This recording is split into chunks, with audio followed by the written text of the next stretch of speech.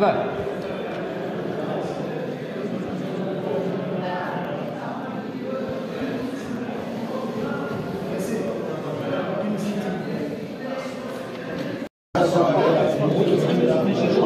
تقديم لوائحهم بالالتزام بالقانون الأساسي للجمعية وتقديم لائحتهم أو لوائحهم داخل الأجال القانونية.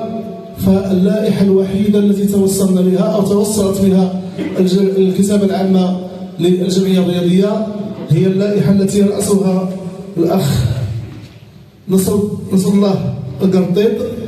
سأتلو على مسامعكم الأسماء الواردة بها: السيد نصر الله القرطيط، السيد ياسين التمسماني، السيد رشيد الحسني، السيد عمر العباس، السيد المنابط الداجلي عبد الله، السيد أنس الوسيم السهلي، السيد سمير التمنالي، السيد نور الدين الشنقاشي، السيد زكريا الهيشومي، السيد ربيع الجعبق، عبيدة أو عيدة؟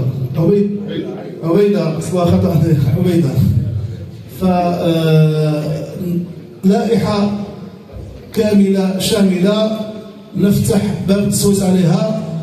قبل أن ترفعوا أيديكم أتكلم الآن ليس كعضو لجنة تحضيرية، أتكلم كمنخرط.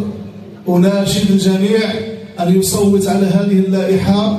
لا نريد هذه اللائحة كمكتب مديري وليس كلجنة. نحن نلتزم بالقانون. الجمع العام الذي كان منعقدا والذي يتواصل حاليا هو جمع عام عادي، والجمع العام العادي مخور بانتخاب المكتب المديري ولا يخور بانتخاب اللجنة المؤقتة. اللجنة المؤقتة تنتخب في الجموع غير العادية أو عند عدم التوافق على انتخاب مكتب مديري أثناء انعقاد الجموع العادية. فأناشد الجميع بالتصويت عليها كمكتب مديري اعتبارا للفراغ الموجود حاليا في النادي، اعتبارا للوجوه الطيبة التي ضمت في هذه اللائحة، اعتبارا لكون السيد نصر الله أهل لهذه المهمة، ناجح في مشاريعه الرياضية. نتمنى له التوفيق في هذه المهمة التي سنبوء من حملها الجبال. وأرفع يدي أولا.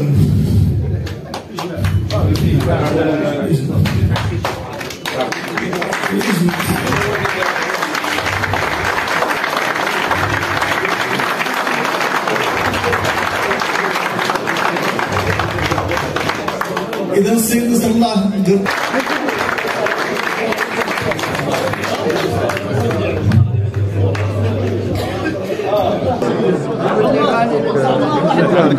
شي واحد ما نفس التقويم في شباب الخير من خيرات شباب المدينه. وانا تنظن انها غتكون قوه ودفعه قويه بالنسبه ليا باش نكمل على كنا بدينا في المنح بقينا الدولي باقي المنح الوطني مع الاخوان غنكونوا نشتغلوا ان شاء الله نوصلوا للمبتغى للدخول المنح ان شاء الله. بالنسبه للملعب القريه الرياضيه، بالنسبه للملعب الرياضيه دونك غدا ان شاء الله كاين زياره للجنه مراقبه الاب واش مرافق الاب واش صالحه لاجراء المقابله. اذا كانت الامور على ما يرام وان شاء الله المقابله القادمه اذا كانت ملاحظات غير نصلحوها باش نوصلوا ان شاء الله. ان شاء الله شنو هي الرساله ديال الجماهير الطنجاويه؟ ان شاء الله نكونوا في حسن ظن الجماهير الطنجاويه. حنا فحالنا فحالهم دونك حتى حنا جمهور كنا نكونوا رؤساء ولا تيسيروا راه حنا جمهور. وان شاء الله بالمكتب القوي اللي معايا بالشباب اللي معايا ان شاء الله غتمشي الامور كما خططنا لها في هيكله الفريق ونوصلوا للمبتغى ان شاء الله ونفرحوا الجماهير الطنجاويه ان شاء الله.